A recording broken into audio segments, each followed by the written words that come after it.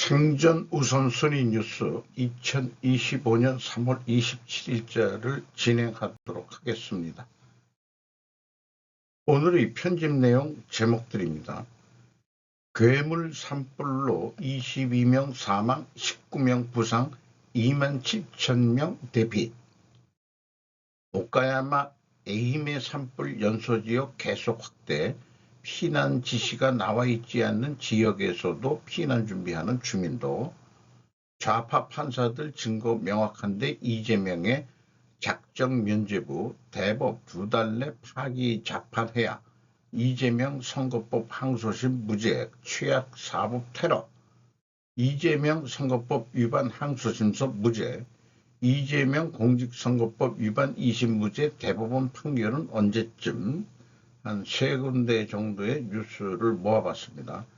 트럼프 선거 규칙을 겨냥한 전면적인 행정명령 서명, 러시아가 우크라이나 전쟁에서 우위를 장악했다고 정보 커뮤니티는 경고, 우크라이나의 전쟁의 빠른 종식에 대한 트럼프의 약속은 협상이 결련된 후 현실 점검을 받게 됩니다. 다가오는 혼란, 관세, 무역 전쟁 및 캐나다와 멕시코의 미래 붕괴, 동맹국가 협력해 중국 침략 저지, 대만 유사시 대비태세 강화의 생각. 그래서 트럼프 대통령은 푸틴을 거슬릴 수 없다. 주목 관계를 구축한 러시아 정보기관의 수법. 배달보다 빠른 미 공군 90분 만에 화물 운송 목표로 로켓 발사. 가와사키 고로 철거지에 데이터 센터 설립을 하는 JF가 그렇고요. 미쓰비시 상사로 이렇게 편집을 했습니다. 대형 산불이 지금 우리나라에 덮쳐 있죠. 그림만 그저 과자였습니다. 경북 의성군 산불 발생 나흘째 25일 의성군 단천면 하와 1, 2에 강풍에 날아온 산불 불씨로 인한 화재가 발생했다. 이 동네의 집들도 타고 있는 모습이 보이네요. 그리고 안동시 남안동 IC 근처에서 바라본 일직면 야산이 불에 타고 있다. 진화율과 산불 영향 구역은 경남 산청 하동이 80%에 1685헥타르, 경북 의성 안동의 68% 15,158헥타르, 울산 울주 온양 92% 494헥타르, 울산 울주 온양 98%에 61.헥타르. 진화율이 많이 됐는데 바람이 불고 해서 다시 일어나고 그런 거죠. 이것은 주민들이 피난소에 대거 지금 피난해 있는 그런 사진을 게재했네요. 피해 주민들의 응급 구호 세트 2,221개, 생품 빌등 16,399점, 구호 급식 16,841분을 제공하고 심리상담 1,033건을 실시했다. 산불 진화 후 이재민들에 대한 대책이 문제일 것 같은데 이런 경우는 야당이 나서서 이태원 참사 같은 것도 특별법 만들고 툭하면 특별법들을 만드는데 이 정도 국가재난이면은 야당이 나서서 특별법 같은 거 좀 해야 되지 않나 싶어요. 여러 뉴스들을 그냥 그 표현에 여기 가져왔습니다. 그 한대행이 탄핵 기각이 된 이후로 다시 국무총리직을 하면서 산불 진화 방식에 한계가 있어서 최악 상황 가정해야 한다. 이런 뉴스가 있고, 한대행 추가 산불 생기면 진화 자원 부족해져 화기 소지하고 입산하지 말아달라. 산불 여파로 경북 북부교도소 재소자 500명 대피, 법무부 피해는 없어. 태풍보다 센 초속 30m 강풍, 사방으로 불씨가 뿌려진다. 이런 상황입니다. 땔감으로 장작을 다시 사용해도 좋을 것 같다. 이런 생각을 해보게 돼요. 그래야 산에서 마구잡이로 나무를 베는 게 아니고 그래야 좀 계획적인 감벌도 할 수 있지 않을까 그렇게 생각을 합니다. 이것은 새벽 경북 영동읍 성리에 뒷산까지 타 들어온 시뻘건 불길이 바닷가 마을까지 지금 덮치고 있는 마치 전쟁을 방불케 하는 것 같은 그런 상황이네요. 그리고 이것은 고운사에 종이 달려있던 누각이 모양인데 다 전소가 돼서 이렇게 주저앉은 그런 모양이네요. 오카야마 해임의 산불 연소지역 계속 확대, 피난 지시가 나와 있지 않은 지역에서 피난 준비하는 주민도 TV 뉴스 NNN이라고 되어 있습니다. 3월 26일 날 내용인데요. 각지에서 발생하고 있는 산불이라고 얘기를 하고 있습니다. 진압될 기미가 보이지 않는다. 지금도 연소가 계속되고 있다. 이 바람 탓은 우리나라뿐이 아니고 일본에도 지금 돼 있고 일본도 산림이 울창하다 보니까 또 산불이 난 것 같습니다. 26일도 멈추지 않은 피해 확대, 연기가 피어오르는 그 아래에서는 불길이 계속 번지고 있습니다. 4일째가 된 에히메현 이마바라시의 산불, 26일 오후 2시 반 시점에 약 417헥타르가 불탔다고 한다.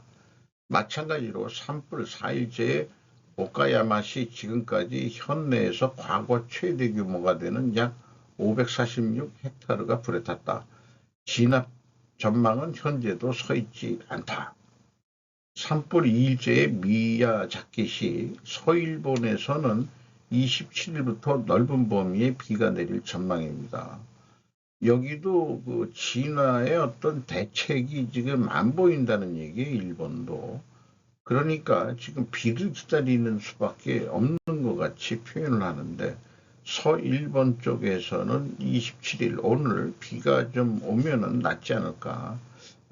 여러 가지 사진들 를 가져왔습니다. 좌파 판사들 증거 명확한데 이재명의 작정 면죄부, 대법 2달 내 파기 재판해야 이재명 선거법 항소심 무죄 최악 사법 테러.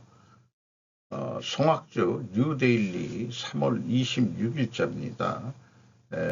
뉴데일리가 조금 보수적인 성향의 언론 매체임이 확인을 할 수 있네요. 항소심 재판부 증거 확실한데 무죄 선고, 이상한 논리 들이대며 이재명의 면죄부, 로비한 사람은 처벌받는데 로비 받은 측은 무죄다. 법조계 파기환송은 늦어 대법원 전원 합의체로 파기하고 자체 판결해야 되지 않느냐 하는 취지로 제보 뉴스를 냈습니다. 법 김문기 몰랐다 짧고 명확하게 말한 것에 불과 이 대표의 면죄부. 조상규 법무법인 주원 변호사는 대법원이 신속히 파기하지 않으면 자기 개인적으로는 대한민국을 뜨고 싶을 것이라고 비판했답니다. 로비한 사람은 처벌받는데 로비받은 측은 무죄. 무죄 선고한 형사육부 우리법연구의 소속 판사도 포함. 이 뉴데일리는 그 3명의 그 판사가 있는데 그 출신 성분까지 추적을 했네요. 최은정 부장판사 53세는 경북 포항 출생으로 대구 송현여고와 한국외대 법학과를 졸업했다. 이예슬 부장판사 48세는 전남 춘천 출생으로 서울 신목과 고려대 법학과를 졸업했다. 정재호 부장판사 56은 광주 출신으로 광주 산내 시오고와 서울대 법대를 졸업했다. 이렇게 되어 있습니다. 진보 학술단체인 우리법 연구에서도 활동한 것으로 알려져 있답니다. 정재호 부장판사는 나이가 가장 많이 먹었네요. 대법원 파기환송 아닌 파기 재판해야 한다. 이런 취지의 뉴스를 냈습니다. 이현승, 이선목, 김민수 세 기자가 무려 조선비지에서 이재명 선거법 위반 항소심 무죄 해가지고 어떤 견해가 아닌 사실만 그냥 전달하는 식으로 뉴스를 냈네요. 그래서 1심과 2심의 그 판결의 차이를 다 했습니다. 1심은 다 유죄인데 2심은 다 무죄다. 이렇게 판사들끼리 번복이 되네요. 서울고법 김문기 몰랐다 골프 함께 친 적 없다는 허위사실 공표 아니다. 뭔 얘기인지 저도 잘 모르겠지만 서울고법 국토부 압박으로 백현동 연도 변경도 허위사실 공표 아니다. 뭔 얘기인지 모르겠습니다. 이재명 공직선거법 위반 2심 무죄 대법원 판결은 언제쯤? 정진설의 이명이 머니투데이에서 3월 26일 날 오후 6시입니다. 한동훈 씨는 서울고법 형사6부 이재명의 거짓말 면허증 내줬다. 한덕수 이재명이 결론 냈으니 이제 윤석열만 남았다. 요 위에 거는 한국경제, 요거는 디지털타임즈. 가장 큰 사법 리스크 털어낸 이재명 당내 대선은 굳혔다. 한국경제. 이 언론들이 이재명이 차기 대선 이런 거가 먼저 연결해서 뉴스를 내고들 있네요. 기획뉴스 같은 그런 느낌이 들어갑니다. 한편 이 대표는 여전히 다양한 의혹과 혐의들로 형사재판 및 검찰 수사를 받고 있다. 또 현재 1심 진행 중인 재판들이 있는데 이거 2심에 무죄됐다고 해서 끝난 게 아니다. 중앙지법에서 심리 중인 대장동, 백현동, 성남 FC 위례 신도시 관련 배임 및 뇌물 사건, 수원지법의 쌍방울 대법 불법 송금 사건, 수원지법의 경기도 법인카드 유용 사건 등이 아직 줄줄이 남아 있습니다. 또 수원지검 성남지청은 이 대표의 성남시 분당동 정자동 관광호텔 개발 특혜 의혹을 수사 중이다. 다만 다른 재판이 대법원까지 판결까지 나오는 데에는 상당 시간이 소요될 전망이다. 이 기사들이 의도한 바는 선거법 위반 3심 선고가 이번에 6월 말 정도 되면은 대통령의 만약에 탄핵 심판이 선고가 3월 말에나 4월 초에 된다면 2개월 내에 돼야 되니까 3심 판결은 뒤로 늦어진다 이렇게 되는데 여기에서 대통이 되면 나머지 형사 사건들은 없어진다는 것을 은근히 대통령으로서 형사모 소출을 당하지 않을 수 있다. 이런 거를 겨냥하는 친이재명적인 뉴스거리들로 속된 말로 난리 브루스들을 치고 있네요. 그래서 이게 이제 최근 제가 맨 뒤에 항상 템플릿으로 하는 건데 지금 우리나라가 이 행정, 입법, 사법이 상대적 크기들이 어느 정도 크기가 비슷해야 서로 견제와 균형을 이루고 이 세 군데 교집한 쪽이 자정장치 기능이 돌아갈 수 있는데 지금 행정이 이렇게 쭈그러들어 가지고 이 자정장치 기능이 행정하고 연결된 데가 크게 없습니다. 대신 입법과 사법의 연결고리는 커져 버렸죠. 이거를 그림으로 제가 이렇게 봤습니다. 합법적이란 이름으로 행해지는 정치 경제적 범죄를 어떻게 다룰 것이냐. 행정부가 쭈그려든 상태이라고 보여집니다. 현재. 이것이 서로 크기가 유사해야 된다고 생각합니다. 현재 미국은 행정부의 권한을 대통령 특별명령 등으로 계속 키워나가고 있고 사법부가 조금 대항하고 있는 것 같은 그런 식의 형태가 됐죠. 트럼프 선거 규칙을 겨냥한 전면적인 행정명령 서명, 대통령이 되고서 불합리한 선거제도를 고치라고 행정명령을 지금 내고 있는 것 같습니다. 앤드류 하워드 폴리티코에서 보도를 했습니다. 선거 관리 방식 그리고 시민권 및 우편 투표와 관련된 규정을 변경하기 위한 광범위한 행정명령에 서명했다.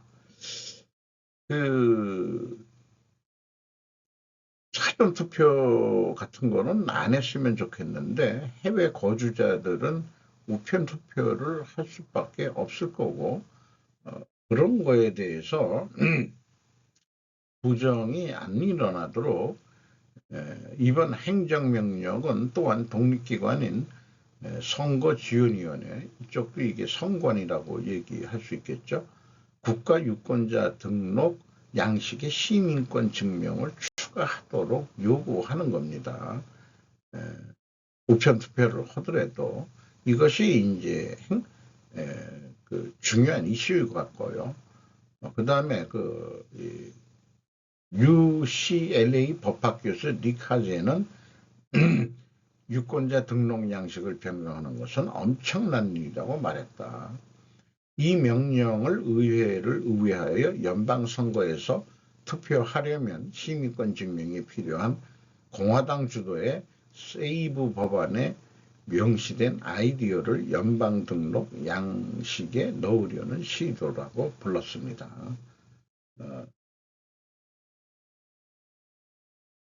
어쨌든 그 투표는 영주권 가지고 있는 사람은 안 되죠. 시민권이 있어야 되니까. 그런데 그런 게 제대로 확인이 안 되고 투표를 하게 안 되는 게 미국도 문제, 부정선거의 소지가 있다고 보는데 우리나라 그 친정 내국노들은 영주권자들한테도 지방선거권을, 투표권을 줘버렸죠. 이거 외국인 영주권자인데 실질적으로는 누구를 위해서 한 거냐? 중국인들을 위해서 그렇게 한 것이다. 우리나라가 한 20, 30년 동안에 완전 말들은 안 하는데 친중 세력들이 지금 득세하는 거로 그런 형태로 우리나라가 지금 되어 있는 것 같습니다. 러시아가 우크라이나의 전쟁에서 우위를 장악했다고 정보 커뮤니티는 경고합니다. 코너 오브라이언이 폴리티코에서 보도를 했습니다. 2022년 미국 연례 위협평가 국가정보국장실이 상원정보위원회 청문회에서 고위 관리들의 증언과 함께 발표한 정보 커뮤니티는 모스크바가 지난 1년 동안 전쟁에서 우위를 점거했으며 협상에서 유리한 조건을 강요하기 위해 더 큰 영향력을 확보하기 위한 길을 걷고 있다고 경고했습니다.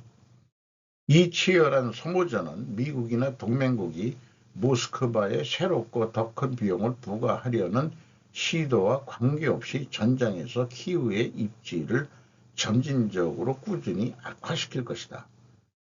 휴전을 위한 잠재적인 거래가 러시아에 너무 유리한 조건으로 이루어질 수 있다고 우려를 하고 있습니다. 보고서 평가에서 중국이 미국의 가장 포괄적이고 강력한 군사적 위협이라고 근데 덧붙였습니다.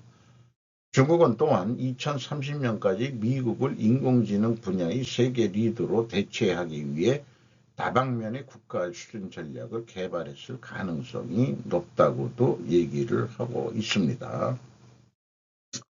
허시 게바도 국가정보국장이죠. 이분은 좀 피부 관리를 조금 뭐가 좀 얼굴에 뭐가 좀 이렇게 말끔하지 않은 그런 거가 사진에 많이 비치네요. 우크라이나 전쟁의 빠른 종식에 대한 트럼프의 약속은 협상이 결련된 후 현실 점검을 받게 됩니다. 조금 잘 진행이 안 되고 있다는 얘기입니다. 알렉산더 스미스 MBC 뉴스에서 보도한 내용인데 에, 그, 이 치조프 러시아 24세에게 말했다는 것은 이 공동 성명에서 우크라이나의 입장 때문에 이는 채택하지 않았다는 것은 사우디아라비아 리야드에서 12시간의 장기 휴식을 취해가면서 실무자 논의를 했는데 우크라이나의 입장 때문에 이를 채택하지 않았다 그러고요. 그래서 성명이 나온 게 없고 푸틴 대통령은 본질적으로 우크라이나 항복을 의미하는 조건을 지금 얘기하고 있답니다. 러시아가 하룻밤 사이에 이란이 설계한 사헤드 드론 139대를 우크라이나에 추가로 발사했다고 우크라이나 관리들이 또 밝혔고 이런 상황에서 휴전 협상 논의가 제대로 안 되는 것 같습니다. 러시아 국방부는 블로드미르 젤렌스키 우크라이나 대통령이 시작한 드론 공격 이것 때문에 협상할 수 없음을 확인시켜준다고 말했다. 키예프 정권은 에너지 인프라에 대한 공격을 의도적으로 계획 준비 수행하고 있다고 또한 덧붙였다. 일단은 에너지 시설은 피하자라고 구도로는 합의가 돼 있다고 그래요. 트럼프 대통령의 주요 주제는 영토와 경계선 휴전을 하게 되면 또 우크라이나의 주요 원자력 발전소를 장악하자는 미국의 제안이다. 그러니까 히토류로 얘기 나왔다가 에너지 원자력 발전소까지 얘기를 하고 있습니다. 어쨌든 이게 협상이 진행되려면은 휴전을 위해 미국은 우크라이나 지원을 끊는 것과 러시아에겐 무엇으로 압박하려는 것인지 분명치 않은 것 같습니다. 러시아는 보통 러시아 제재에는 무역 제재, 금융 제재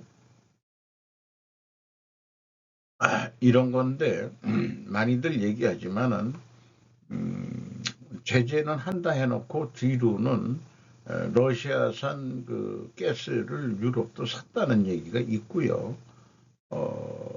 뭐 러시아가 계속 전쟁할 수 있는 돈을 벌고 있고 이런 것 때문에 이게 러시아 입장에서 휴전을 하고자 하는 마음이 지리적인 소모전을 했을 때 계속해서 푸틴 입장은 전쟁 특수 수요라는 거로 인해 가지고 국민들한테 지지를 받아가면서 진행을 할 수 있는 입장이니까 이것을 어떻게 끝낼 수 있을지는 진짜 궁금하네요.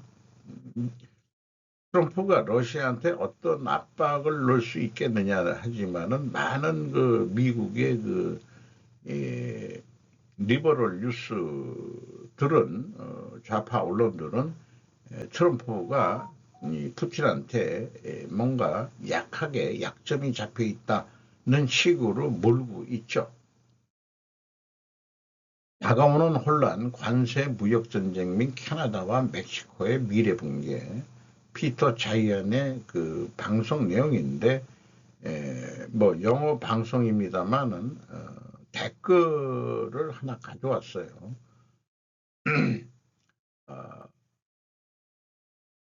갈브레스 데스몬드라고 돼 있는데 트럼프가 다시 당선될 수 있는 방법은 없다고 모두에게 말했던 것을 기억하시나요?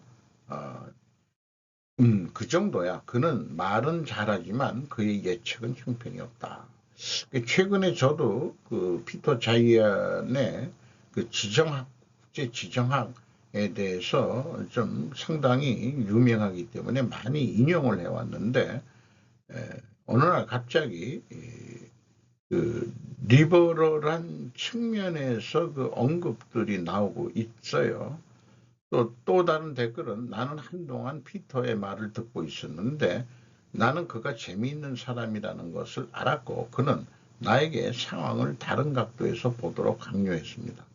나는 일반적으로 그에게 동의하지 않습니다. 변수 중 하나는 인구 피라미드입니다. 방정식에서 이는 첫 번째이자 가장 중요한 변수이지만 모든 인구가 동일하게 만들어지는 것은 아닙니다. 이렇게 인구 구조를 가지고 경제 문제를 연구를 하고 중국도 동남아가 젊은 층이 없기 때문에 미래는 아니다 이렇게 지금 얘기를 하고 있죠. 교육 수준 얘기도 좀 비치고 있네요. 제가 댓글을 달자면 중국이 끝났다는 것은 전 동의하고 싶어요. 왜냐? 끝났다라는 개념은 소련과 같이 해체된다는 의미로 끝났다는 것이죠.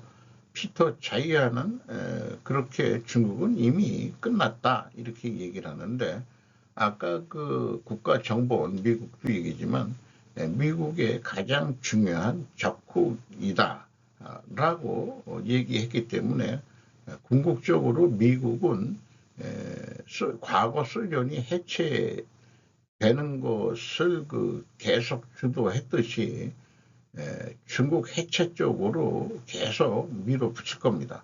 따라서 러시아하고 친해질 수밖에 없는 게 현실이라고 봅니다. 트럼프가 푸틴한테 약점을 잡혔냐 어쩌고 저쩌고 하지만은 어차피 러시아하고는 좀 친하게 지내야 중국하고 떨어져 나가게 만들려는 게 목적인 거죠. 그러면 중국한테 팔던 그 가스를 어떻게 할 거냐? 다른 데 팔 수 있게끔 서로 합의가 돼야 되는데 아마 휴전협정에서도 가장 중요한 게 우리가 미국하고 친해지면은 우리 그래도 중공이 그 석유를 많이 가져가지고 파이프라인 이런 것도 지금 설치했는데 중국하고 멀어지려니까 그러면 우리 어떻게 해주냐? 그러면은 유럽하고 다시 그 가스를 팔든지 또 다른데 팔 수 있게 해주든지 미국이 자기네들은 그러면 유럽에 안 팔고 우리는 한국하고 일본에 팔게 이렇게 또 이 얘기가 되는 거 아닌가. 그러니까 알래스카까지 한국 보고 일본 보고 투자해달라. 이런 얘기까지 겸해서 나오는 거로 한번 연결해서 생각해 볼 수 있지 않을까 생각합니다. 동맹국가 협력해 중국 침략 저지 대만 유사시 대비태세 강화의 생각. 이건 어떤 정권이 바뀌더라도 지속적으로 대만 유사시에 대만은 지킬 계획이라는 뜻으로 이번 새로 헤그세스 국방장관이 호놀룰루 하와이에 들려서 미군의 인도태평양 연합사령부를 방문해가지고 한 내용들입니다. 여기에서는 우리가 전쟁을 일으킨다는 게 아니고 우리의 사명은 정쟁을 억제하는 것이다. 그런 얘기고 여기에서는 인도태평양 억지력을 위해서 일본과 필리핀 등 동맹국과 연계를 강화하겠다는 뜻도 밝혔다. 이렇게 되는데 한국 이름은 안 나오네요. 어떤 의미가 있는지 한미일 동맹을 바이든 때 좀 얘기했는데 현재 한국 정세가 불안해서 그런 건지 이제 필리핀이 다시 크게 등장하고 있습니다. 인도태평양으로 확대해서 하니까 그런 건데 아마 한국을 뺀 이유는 칸을 염두에 두고서 얘기를 하는 것 같습니다. 그래서 트럼프 대통령은 푸틴을 거슬릴 수 없다. 주먹주먹 관계를 구축한 러시아 정보기관의 수법이라고 하루나 미키오가 프레지던트 온라인에 기고한 내용입니다. 러시아의 정보 공작을 신속하게 탐지하고 있으면서 푸틴이 원했던 트럼프를 쉽게 당선시킨 미 정보기관 관계자에게는 패배감이 감돌았다. 자, 주요 소제목만 가져왔습니다. 민주당 진영에 대한 러시아의 사이버 공격, 너희들이라면 찾을 수 있을 것으로 기대한다. 선거 컨설턴트의 러시아계 공작원 접촉, 사위 쿠슈너 만난 의심스러운 인물, 러시아의 공작을 실행하는 금융기관 VEV는 크렘린의 전략적 공작을 실행하는 금융기관으로 보여진다. 국영대외경제활동은행 VEB는 세르게이 고르코프 총재와 회담한 바 있다. 쿠슈너가 뭘 논의해졌는지는 밝혀진 게 없다. 고르코프는 이 방미에서는 JP 모건 체이스 등 미국 주요 은행 총수들과도 회담을 가졌다.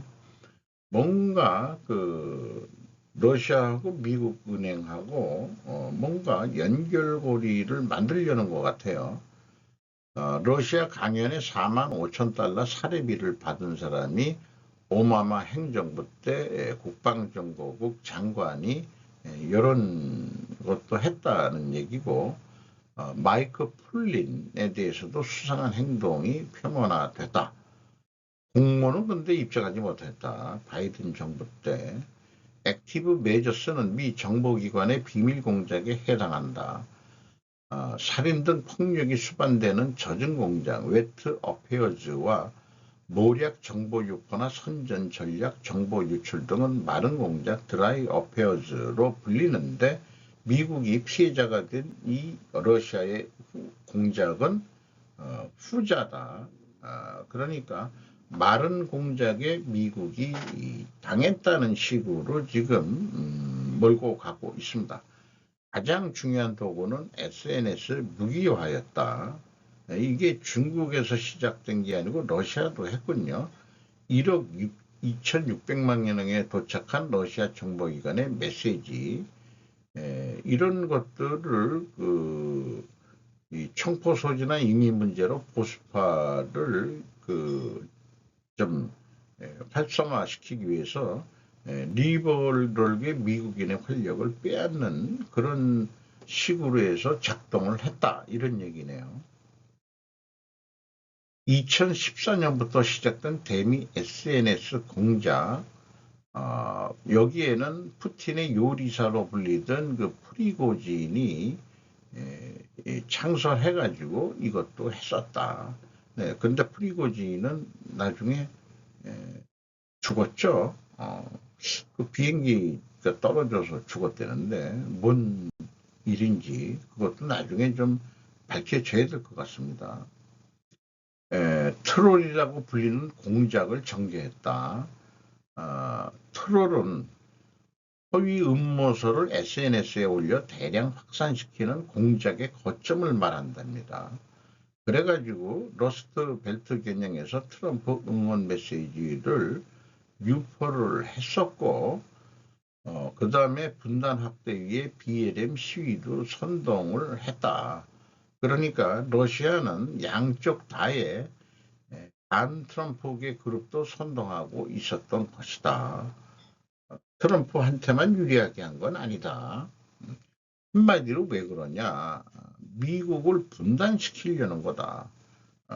자기네들을 자꾸 못 살게 구니까 러시아한테 압력이 되니까 미국을 우리나라 이상으로 좌우로 이렇게 분열시키려는 공작을 러시아에서 했다는 얘기인데, 이거는 러시아가 미국까지 해서 이 정도인데 미국이 이렇다면은 러시아가 미국을 그 분단시키려고 획책했다면은 하물며 한국 같은 나라를 획책하는 공작은 당연하지 않겠냐. 그러니까 우리가 지금 못 모르고 이 탄핵 찬성 집회에 그냥 나가고 그다음에 반대 집회에 나가고 이런 것들이 한국이 좌우로 분열이 돼서 혼란스러워지면은 누군가의 표현대로 뒤에서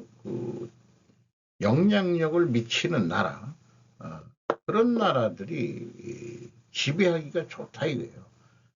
결국 누구겠어요? 한국은 북한입니까? 북한은 나 아니야, 나 아니야. 왜 그러냐? 이제 너희들은 우리는 민족적인 그 동질성도 없어. 2024년 초에 우리는 남이다라고 끊었습니다. 그럼 어디예요? 중공 아닙니까? 중공. 그래서 주적이 중공이 돼야 됩니다. 이런 건 뻔한 얘기인데 우리나라 언론은 중공에 대해서는 공격할 그런 것들이 없어요. 다 맥힌 것 같습니다. 지금 보니까 중공에 대해서. 중국을 다시 중공으로 부르기로 미국이 했기 때문에 저도 중공으로 부르고 있습니다. 개인적으로 얘기할 때는 중국인이라고 얘기하지만 배달보다 빠른 미 공군 90분 만에 화물 운송 목표로 로켓 발사. 타케다 겐지가 진모도라고 읽어야 되나요? 이걸 보면은 그 스피닉스 X가 로켓 발사하고 그 로켓체를 회수하잖아요. 그러니까 보내는 것만 이렇게 갔다가 여기에서도 내릴 때는 물건만 내리고 여기에서 다시 보낼 때도 똑같은 방식으로 하면은 아주 경제적으로 할 수 있는 거 아니냐. 이런 얘기인데 90분 안에 먼 전 세계에 군수물자를 보낼 수 있다. 돈이 많이 들 것이다. 이렇게 얘기하는데 우리 로켓 배송은 우리나라에서 먼저 이름을 썼죠. 실제 로켓을 쓰는 건 아니지만은 빠르다는 의미에서 그래서 미래 전쟁은 물류 전쟁일 것이고 병참 속도가 승표를 가를 것이기에 들어간 돈에 비해 얻는 것이 많다면 당연히 로켓 배송 개념도 가능할 것 같다. 미국이 이미 태평양에서 시험을 지금 하고 있다는 얘기인 것 같습니다. 이런 뉴스를 일본 뉴스에서 보게 되네요. 가와사키 고로 철거지에 데이터 센터 건립 JFE와 미쓰비시 상사. 그 미쓰비시 상사와 JFE 홀딩스가 제철 공장의 고로 자리에 데이터 센터를 건설하는 검토를 시작했다고 밝혔다. 여기에 이렇게 되면은 완성되면 이 데이터 센터가 처리할 수 있는 데이터 양은 일본 최대급이라고 한다. 그리고 이 데이터 센터가 대량의 전력이 필요하니까 보통 제철소 옆에 그 발전소가 자가 발전소가 설치되어 있어서 전기를 얻는 데는 이상이 없을 거다 이렇게 얘기를 하고 있죠. 우리나라가 그 화성연처의 이 반도체 산단을 대형으로 지금 또 투자하고 있는데 전력을 어디서 가져올지 그게 문제라며요. 2030년까지 건설을 목표로 한다고 되어 있습니다. 이상 마치도록 하겠습니다.